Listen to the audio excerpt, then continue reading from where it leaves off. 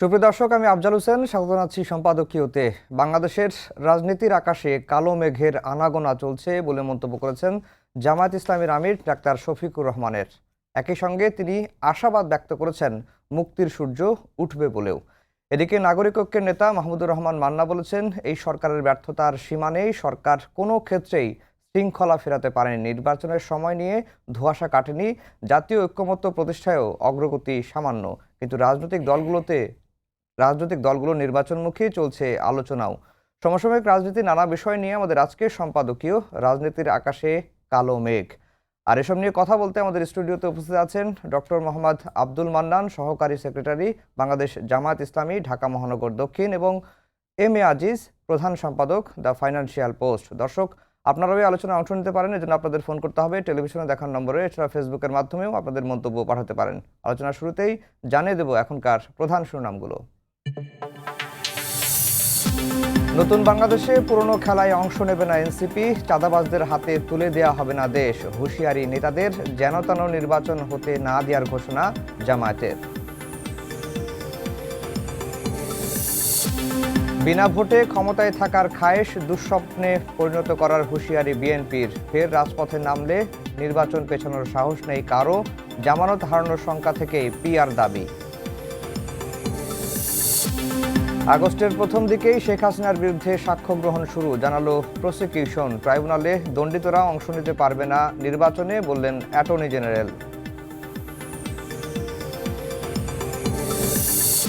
অপকর্মে জড়িয়ে বিএনপির ভাবমূর্তি ক্ষুণ্ণে খোদ নেতাকর্মীরাই। কাজে আসছে না তাৎক্ষণিক বহিষ্কার নীতিও। অনেক সময় ছোট বিষয় বড় করে দেখানোর চেষ্টা দেখছে হাইকমান্ড।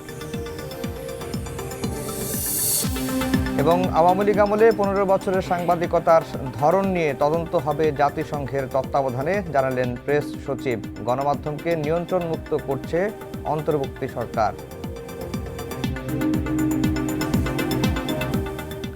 দর্শক, শিরোনাম শুনছিলেন। আমরা আজকের আলোচনার বিষয় দিয়েছি রাজনীতির আকাশে কালো মেঘ। আজকে একটি পথসভায় ফেনীতে যাওয়ার পথে জামায়াতের আমির এই কথাটি বলেছেন যে বাংলাদেশের রাজনীতির আকাশে কালো মেঘের আনাগোনা চলছে। তিনি বলেছেন, মেঘ যতই ঘন হোক সূর্য আটকে কেউ রাখতে পারবে না। আগামীতে বাংলাদেশের মুক্তির সূর্য উঠবে ইনশাআল্লাহ। এই কথাটি জামায়াতের আমির বলেছেন। আজিজ ভাই, আপনাকে দিয়ে আলোচনা শুরু করব। এই যে রাজনীতির আকাশে কালো মেঘের আনাগোনার কথা শোনা যাচ্ছে বা জামায়াতের আমির এটি বলেছেন, এই কালো মেঘের আনাগোনাটা আসলে এই মেঘটা তৈরি করলো কে? প্রথম প্রশ্ন। দ্বিতীয় হচ্ছে যে নির্বাচন নিয়ে তাহলে কি সংশয়, সংকট, ধোঁয়াশা কাটেনি লন্ডনের বৈঠকের পরও? আমার মনে হয় জামাতের আমির ঠিকই বলেছে। কারণ লন্ডনে যে বৈঠক হলো দুইজনের ভিতরে, তখন কিন্তু 1 ঘন্টা 20 মিনিট কথা হয়েছে। কিন্তু যেটা স্টেটমেন্ট আসছে তাতে 5 মিনিটের আলোচনা মনে হয়। অর্থাৎ ভিতরে নিশ্চয়ই কোনো আলোচনা হয়েছে। উভয় পক্ষে আমরা কিছু জানি না। দ্বিতীয়ত, ওখানে কিন্তু জাতীয় নিরাপত্তা উপদেষ্টা বলেছিল ইলেকশনের ডেট দিবে ইলেকশন কমিশন। তো এরপরে আপনি দীর্ঘদিন পরে এরপরে অর্থাৎ প্রধান উপদেষ্টা আর নির্বাচন নিয়ে কোনো মুখ খোলে নেই। পরে প্রধান উপদেষ্টার সাথে চিফ ইলেকশন কমিশনার দেখা করার পরে দুইজনের কেউ মুখ খোলে নেই। ধোঁয়াশা। পরে চিফ ইলেকশন কমিশনার বলছে যে ফেব্রুয়ারি থেকে জুনের ভিতরে নির্বাচনের প্রস্তুতি এখনো নির্বাচনের কথা কিন্তু বলে নাই। অর্থাৎ লন্ডনের বৈঠকে তখনও যে কথা বলছে ইফ, অর্থাৎ যদি এইটা হয়, অমক হয়, তমক হয়, শর্তযুক্ত সব কথা বলেছে। সুতরাং প্রধান উপদেষ্টা তো কখনো একটা গণতান্ত্রিক দেশে তিনি তো অ্যাকাউন্টেবল নিজেকে মনে করে না। তিনি সবচেয়ে গোপন রাখে। যেমন মাহমুদুর রহমান মান্নার কথা বললেন, তিনি একটা টেলিভিশনে আমার সামনে বলেছেন যে প্রধান উপদেষ্টা অনেক সময় বক্তব্য দেন, অনেকের বক্তব্য শোনেন, প্রশ্ন করলে মিটি হাসেন, তিনি কোনো উত্তর দেন না। এটি কেমন কথা বলেন? একটা গণতান্ত্রিক দেশে প্রধান উপদেষ্টা উত্তর দিবে না? তারপরে দেখেন, প্রথম দিকে 3টে পত্রিকায় আমাদের এখানে সাক্ষাৎকার দিচ্ছে, এখন সবসময় বিদেশের পত্রিকায় সাক্ষাৎ দেয়, বিদেশি টেলিভিশনে সাক্ষাৎকার দেয়, ওখানে দিয়ে আউলা বাজায় দেয়। আপনি দেখেন, প্রথমে যেটা হলো, এই যে গণ অভ্যুত্থানটা ঘটে গেল, আওয়ামী লীগের বিরুদ্ধে সব দল, সব মত, জনগণ সবাই কিন্তু সমর্থক ছিল। এইটারে দলাদলি আমি মনে করব প্রধান উপদেষ্টা নিজে তৈরি করেছে। আপনি দেখেন জাপানে গিয়ে বলল একটি দল ডিসেম্বরের নির্বাচন চায়, পরে সবাইকে ডাকছে, 8টা দল অংশগ্রহণ করেছে, 25টা দলই বলছে ডিসেম্বরের নির্বাচন চায়। তখন তো নির্বাচনের কথা বলতে পারতো, বলে নাই। পরে এরপরে আবার বলল যদি পতিত দলের সাথে পরামর্শক্রমে এবং পার্শ্ববর্তী দেশের ষড়যন্ত্রে যদি সরকার চালানো অসম্ভব করে তোলে তাহলে নতুন করে সিদ্ধান্ত নিতে হবে। অর্থাৎ এটা বিএনপিকে মিন করেছে এবং বিএনপির সাথে দলগুলোকে অপোজিশনে ঠেলে দিয়েছে উনি। তো এখানে তো ভাগ। তারপরেও আমি বলবো এখনো ফেসিবাদের বিরুদ্ধে সব দল জনতা এক আছে। ফেসিবাদ আসতে থাকুক, শেখ হাসিনা আসতে থাকুক, কিছু বলুক, দেখবেন সবাই এক আছে। কিন্তু এরপরে দেখেন সংস্কার নিয়ে আলোচনা হলো, এখানে এটা ঠিক একটি দল ছিল যেমন ইসলামিক আন্দোলন বাংলাদেশ, তারা 1/11-এর সময় আপনার চাইছে ওই আনুপাতিক হারের নির্বাচন, 1/11-এর সরকার সময় বলছে, এটা ঠিক। কিন্তু জামাত ইসলাম অলরেডি সকল কেন্দ্রে নমিনেশন দিয়ে দিছে। ওনারা তখন তো প্রচলিত ওয়েস্টমিনিস্টার সিস্টেম মেনেই তো নির্বাচনে নমিনেশন দিয়েছে। এখন হঠাৎ করে এসে ইসলামিক আন্দোলন বাংলাদেশ আনুপাতিক নির্বাচনের মিটিং ডাকলো, সেখানে ওনারা যা বলল সব এখন বলে আনুপাতিক নির্বাচন। আনুপাতিক নির্বাচন যদি উচ্চ গণতন্ত্র একটি দেশে না থাকে তাহলে তো আনুপাতিক নির্বাচন সেই দেশে হয় না। যেমন ইসরায়েলেও আনুপাতিক, ধরেন টোটালি পুরা রাষ্ট্র ব্যবস্থায় আনুপাতিক নির্বাচন আছে 70টা দেশের মতো, তার ভিতরে ইসরায়েলও আছে। ইসরায়েলে ওখানে আনুপাতিক নির্বাচন আছে, দল আছে 100টা, এবং আনুপাতিক নির্বাচনে কোনো সময় নেতানিয়াহু 30%-এর বেশি ভোট পায় নাই, আর বাকিরা সব ভোট পায় তাকে বাধ্য করে আবার কসাই বানায়। সে কসাই, দোষ নেতানিয়াহুর, কিন্তু আমেরিকার হেল্পে সে মুসলমান নিধন সমানে করে যাচ্ছে, কোনো বিচার সালিশ নাই। তো আমি মনে করি আমাদের দেশে যেহেতু এই যে বললেন ঐক্যমত্য কমিশন বৈঠক চলছিল, আঘাত ছিল, হঠাৎ করে কয়েকটা দল উঠে জনসভা করে আলটিমেটাম দিয়ে দিল, তো ছেদ পড়লো তো। তো সুতরাং এই দলগুলোর উপরে আস্থা আমরা রাখবো কিভাবে যে আপনার আনুপাতিক নির্বাচনে ধরেন প্রতীকের নির্বাচন হবে, তারা যে কথা রাখবে এটার নিশ্চয়তা কি? একটাতে একটা ভেজাল লাগলে দিবে উল্টায় গেছে, তখন কি করবেন? অর্থাৎ আমাদের দেশে এখনো গণতান্ত্রিক চর্চা, গণতন্ত্রের অনুশীলন যদি রাজনৈতিক দল বা নেতারা না করে, তার প্রতি আন্তরিক না হয়, জাতীয় ইস্যুগুলোতে ঐক্যমত্য না হওয়া, এই মানসিকতা যদি না থাকে তাহলে এই দেশে কোনো আনুপাতিক নির্বাচন কার্যকরী হবে না।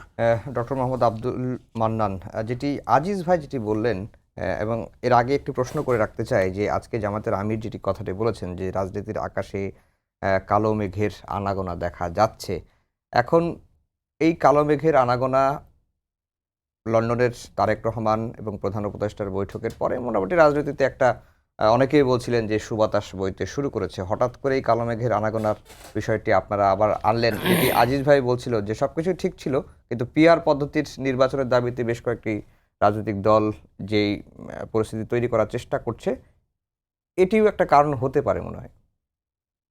জি, আপনাকে ধন্যবাদ, এবং আমি ধন্যবাদ জানাই আমাদের শ্রদ্ধেয় বড় ভাই এম এ আজিজ ভাইকে।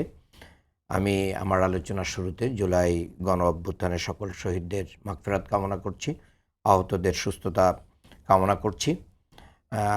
বাংলাদেশ জামাত ইসলামীর আমির ডাক্তার শফিকুর রহমান অত্যন্ত সুস্পষ্টভাবে বলেছেন, রাজনীতির আকাশে কালো মেঘ, তবে মুক্তির সূর্য উঠবেই।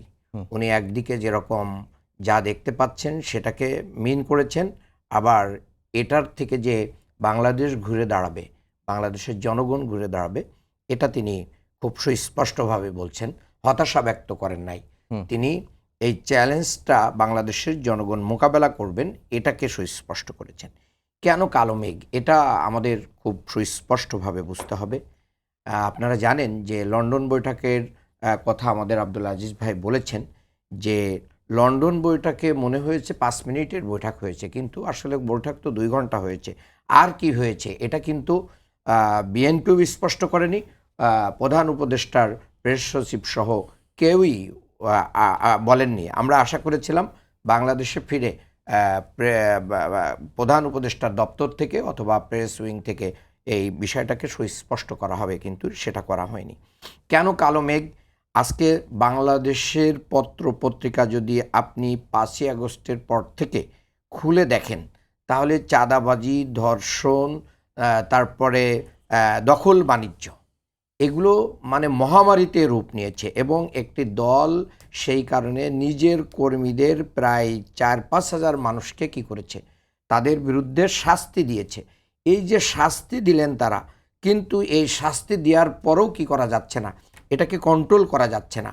তাহলে দলের জন্য, যে দল তার ক্ষমতায় যাওয়ার আগে নিজ দলের লোকদের এই চাঁদাবাজি, দখলবাজি কন্ট্রোল করতে পারে না, তারা ক্ষমতায় চলে গেলে কিভাবে এই দেশটাকে মানে এই সমস্ত খারাপ আচরণ থেকে, মানুষের দুর্দশা থেকে, অনৈতিক কাজ থেকে কন্ট্রোল করবেন, এটা জনমনে প্রশ্ন রয়েই যায়।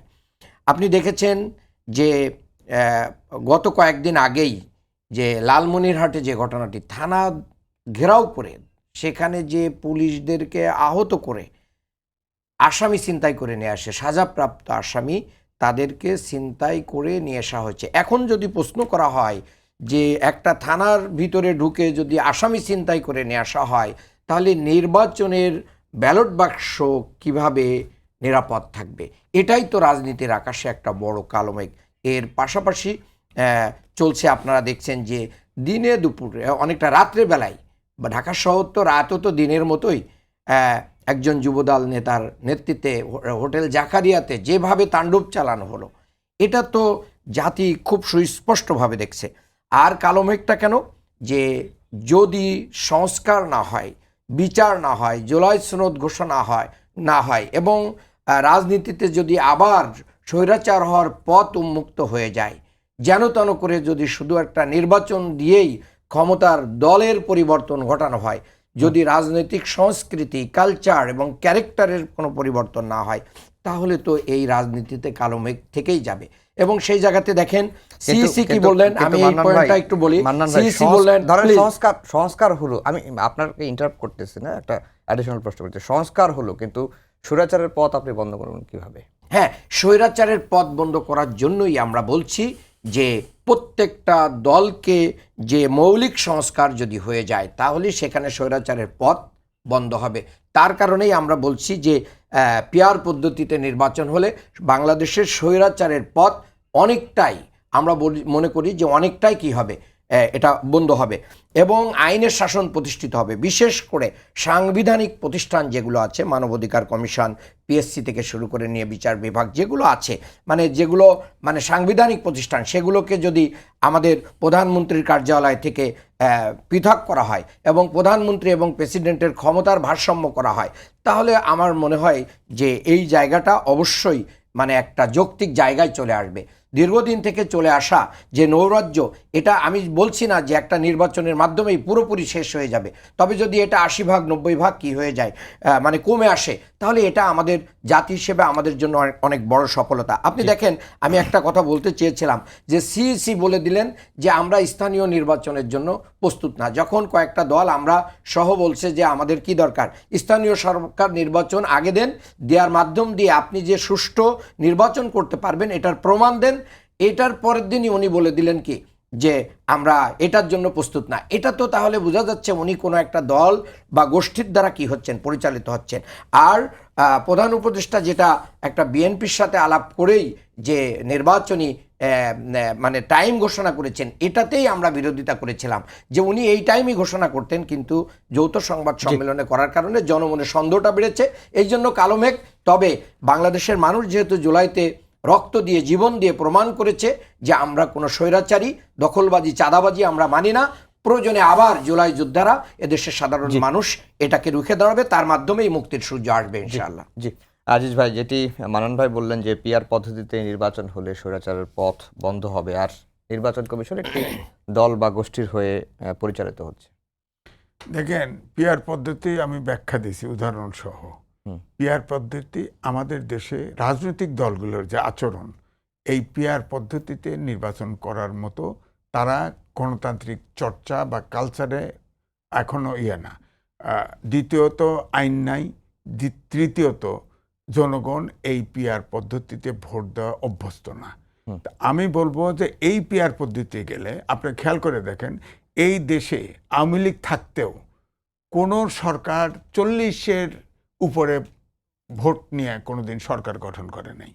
ধরেন এবারে ইলেকশন হলো, কোনো দল ধরেন 40% পর্যন্ত ভোট পাইল, বাকিরা তো অন্যরা পাবে। তারা যদি জোট বাইতে সরকার ফেলায় দেয়, তো এই সরকার তো বছরে একবার করে পড়বে। তারপরে এই যে ধরেন এই যে ঐক্যমত কমিশন বসছে আগোচ্ছে, এরপরে যায় কয়েকটা দল মাঠে গিয়ে আলটিমেটাম দিল, তখন তো সরকার অচল করে ফেলবে। সুতরাং আমার কথা হলো, আগে জাতীয় ইস্যু এবং তারা সবাই গণতন্ত্রের প্রতি, গণতান্ত্রিক চর্চায় যদি অভ্যস্ত না হয়, ধরেন ব্রিটেনে রাজা আছে, রাজার সরকার বিলুপ্ত করে দিতে পারে, তারপরেও সেই পার্টিতে একটা রিটেন কনস্টিটিউশন নেই, এটা তো চলতেছে বিকজ অফ গণতান্ত্রিক কালচার। আমরা ওই গণতন্ত্রই তো ফলো করি। আপনি দেখেন আমেরিকাতে আপনার পপুলার ভোটে একটা ভোট কোনো স্টেটে বেশি পাইলে সব সিনেটর তারা নিয়ে যায়, এটা মেনে তো নির্বাচন করতেছে, তারা মানতেছে তো। সুতরাং আমাদের দেশে তো এটা হয় না। আমাদের দেশে ক্ষমতায় যে চড়ে বসে, তখন শেখ হাসিনা 3 বার যে নির্বাচন, 3টে বার এই দেশের লোক ভোট দিতে পারলো না, যেমন ভোটাররা, কারণ তিনি তার মতো করে ইলেকশন জোর করে বিরোধী দলকে পিটায়া, মামলা করে, আয়না ঘরে ঢুকায়া, হত্যা করে নির্বাচন করেছিল। ক্ষমতাতে ছাড়বে না, এবং সে বলছিল যে 42 সাল পর্যন্ত ক্ষমতায় থাকবে। এই 8 তারিখের গণঅভ্যুত্থান যদি 5 তারিখের গণঅভ্যুত্থানে পালাতে বাধ্য করা না হতো, সে তো জোর করেই ক্ষমতায় থাকতো।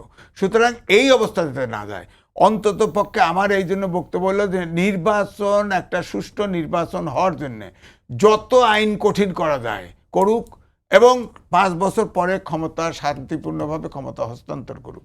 লিখে দেখ না সংবিধানে, বা জয়েন্ট স্টেটমেন্ট দেখ না যে 5 বছর পূরণ হওয়ার একদিন ক্রস করলে সেই সরকার অবৈধ, বলুক না।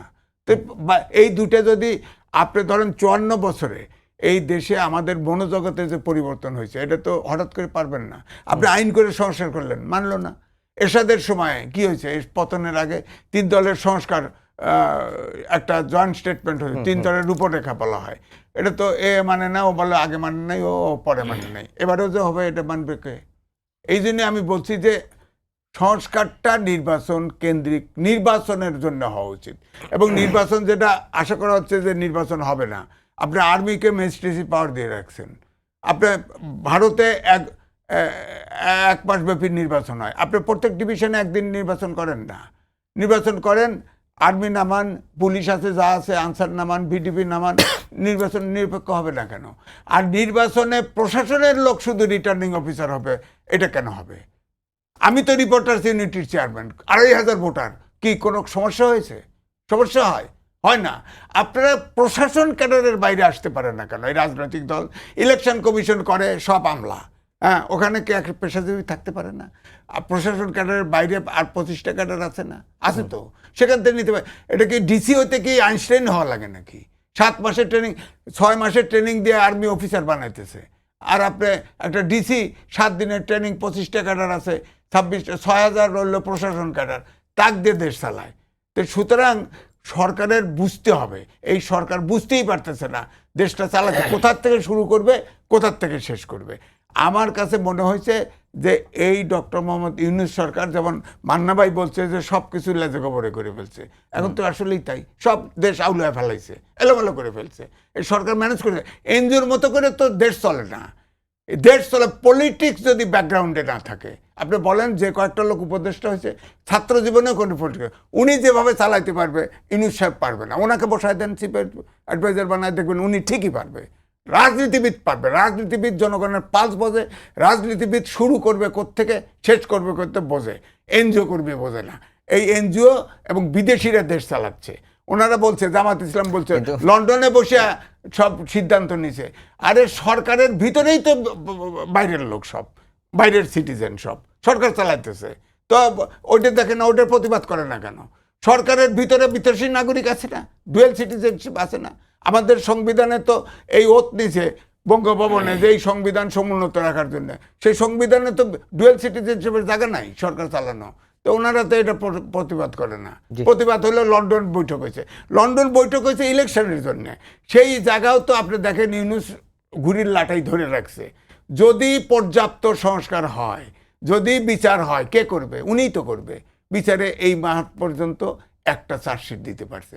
উনি তো 50 বছর লাগবে বিচার করতে। না, 50 বছর অপেক্ষা করবে দেশ। একটা না, 3টা মামলা চার্জশিট হয়েছে, 4টা মামলার বিচারের মোটামুটি 6 মাস একটাতে জেল দিছে, একটাতে মূল মামলার, একটাতে মামলায় চার্জশিট। জেল দেয় না। 6 মাস যেটা জেল হয়েছে সেটা হচ্ছে মূল মামলা না, আদালত অবমাননার মামলা।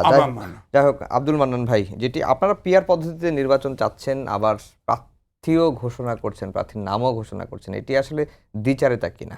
আর যেটি আজিজ ভাই বলল যে পিআর পদ্ধতিতে নির্বাচন হলে 1 বছর পর পর সরকার মানে পরিবর্তন হবে, মানে দেশে একটা স্থিতিশীল সরকার থাকবে না, এবং বিএনপি এটাও বলছে যে যদি পিআর পদ্ধতিতে হয় তাহলে স্বৈরাচারের পুনর্বাসনের পথটা খুলে যাবে। ইসরায়েল হবে, আচ্ছা, ইসরায়েল হবে। আমি ভাইয়ের প্রতি সম্মান রেখেই বলছি, আমরা যদি আমাদের রাজনৈতিক কালচার এবং ক্যারেক্টার পরিবর্তন না করি, তাহলে যে কোনো পদ্ধতি আপনি দেন না কেন, আমাদের ওই কুকুরের লেজ কখনো সোজা হবে না।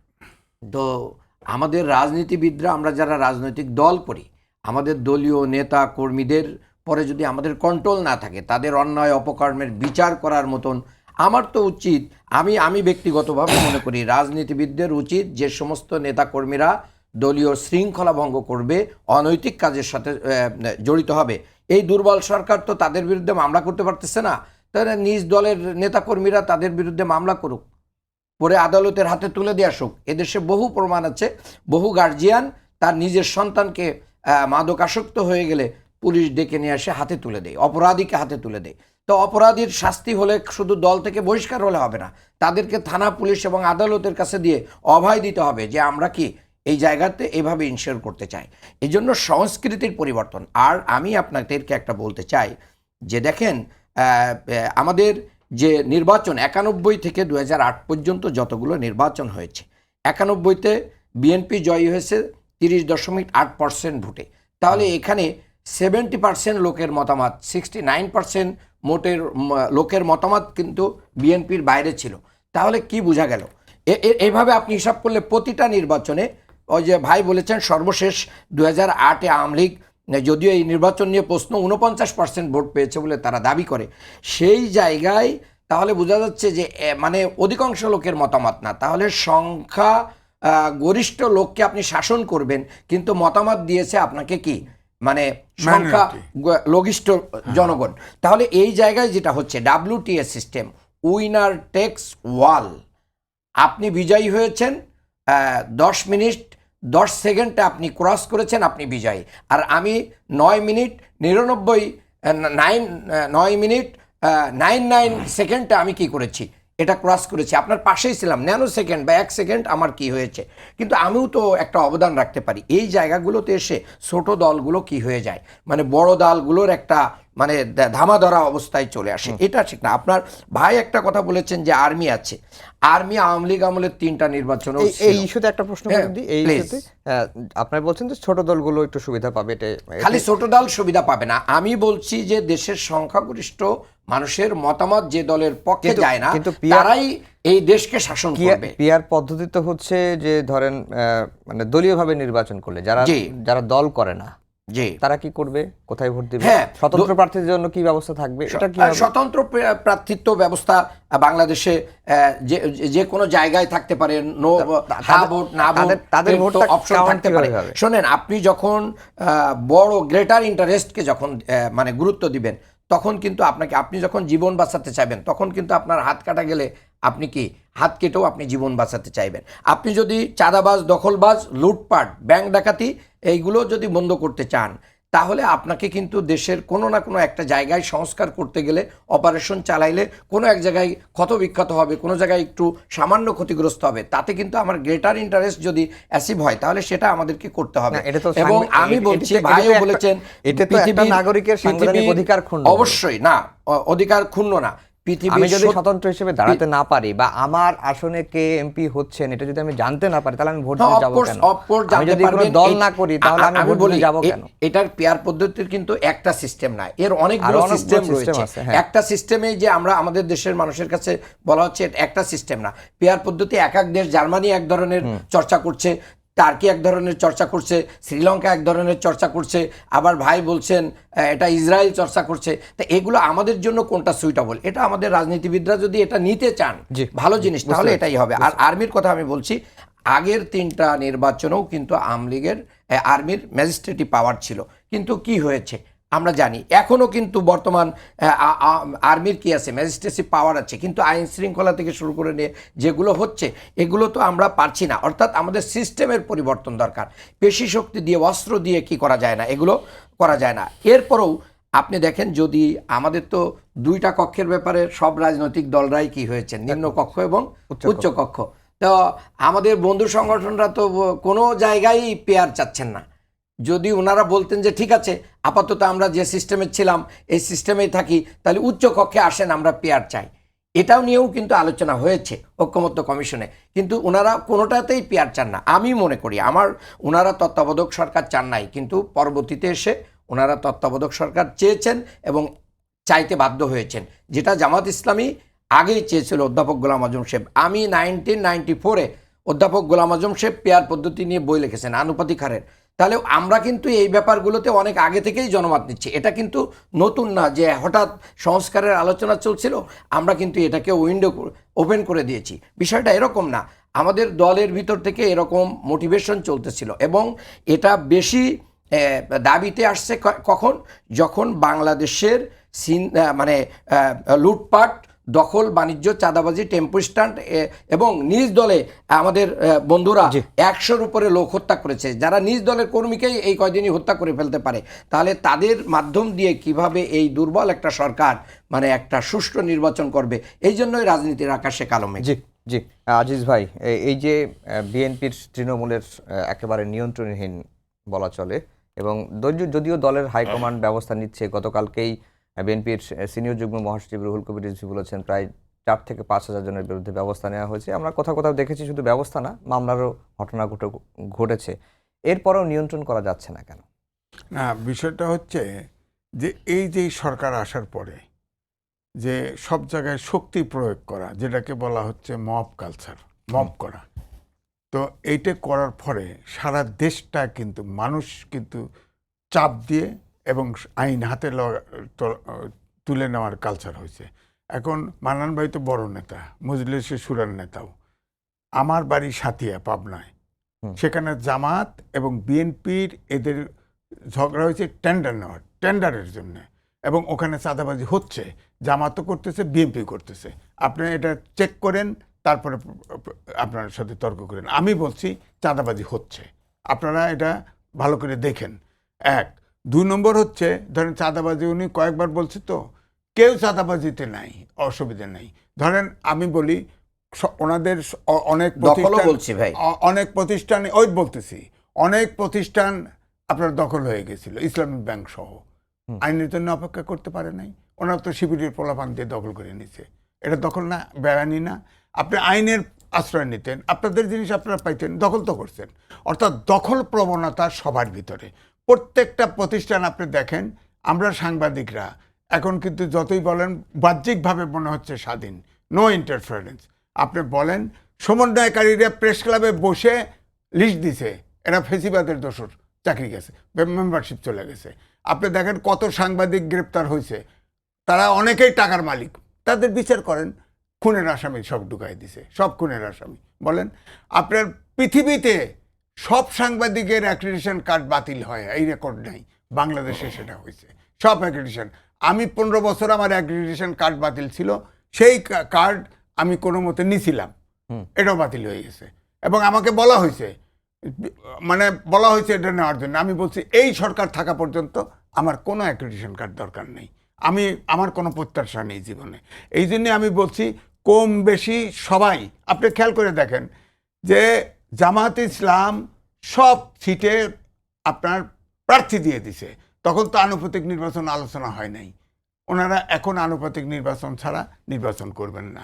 আপনি আরেকটা দল আছে ওনাদের সাথে বড় দল, ইসলামিক আন্দোলন বাংলাদেশ, আওয়ামী লীগের সময় শান্তিপূর্ণভাবে নির্বাচন করেছে।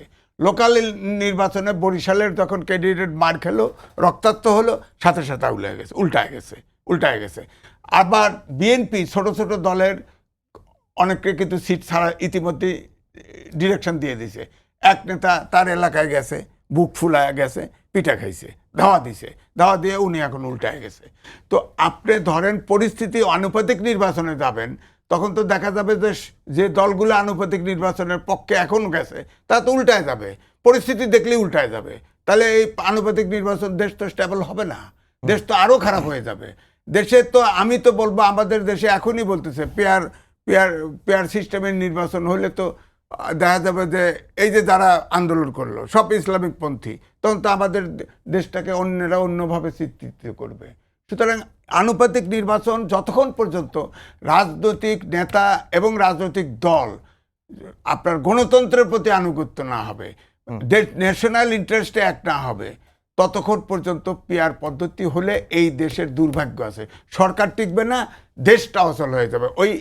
ওই বেঞ্জামিন নেতানিয়াহুর মতো কষাই হয়েছে না, ও একা কষাই হয় নাই, ওর ওখানে 100টা পার্টি আছে, লোক হলো 1 কোটি, 100টা পার্টি আছে, এই পার্টি সব জিতে যায়, উনি পায় 30%-এর উপরে ভোট পায় না, তখন সব যা চাপ দেয় মুসলমান মারো, হত্যা করো, এটা তো কষাই, মুসলমান সমানে মারতেছে। এই দেশেও আপনার দেখবেন অনুপাত হারে নির্বাচন দিবেন, ধরেন কথার কথা এখন বিএনপি বড় দল, সে 30% ভোট পাইল, বাকি 70% বাকবুক হয়ে গেল, তারা চাপ দিবে, এই করো হেই করো, চাপ দিবে, নাহলে সরকার ফেল করবে অথবা চাপ দিয়ে বাধ্য করবে। হ্যাঁ, তো সুতরাং দেশ তো স্টেবিলিটি থাকবে না। তো আমার কথা হচ্ছে যে আইন করেন, যত খুশি সংস্কার করেন, সংস্কার তো আগাচ্ছিল, 70 অনুচ্ছেদ চলে গেছে, 70 অনুচ্ছেদ চলে গেছে, আপনি বলেন পিআর সিস্টেমের নির্বাচন করলেন, 30% ভোটে কথার কথা একটা দল জিতলো, 70% গুড়াগাড়া সহ পাইল। আরে গুড়াগাড়া দল তো সব বিক্রি হয়, বিক্রি করবে, হর্স ট্রেডিং হবে, কিনে নিয়ে সরকার ফেলাই দিবে। আমাদের দেশে প্রত্যেকটা নির্বাচনে তো বিদেশি ইনফ্লুয়েন্স থাকে, বিদেশিরা বলবে যে এই সরকার ফেলায় দাও, কিনে ফেলবে, সব কিনে ফেলবে, গেল সরকার শেষ। সুতরাং পিআর পদ্ধতি খুবই রিস্কি বাংলাদেশের জন্য।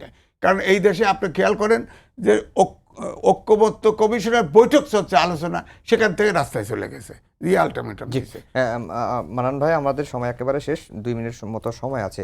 যে আনুপাতিক নির্বাচন যদি হয়, ধরে নিলাম যে এখন যে হাতে সময় আছে, নানা রকম আইন সংস্কার, প্রশাসনিক সংস্কার, নানা বিষয়গুলো করতে হবে যদি পিআর পদ্ধতিতে নির্বাচন করতে হয়। আনুপাতিক নির্বাচন যদি হয়, তাহলে আওয়ামী লীগকে ঠেকাবেন কিভাবে?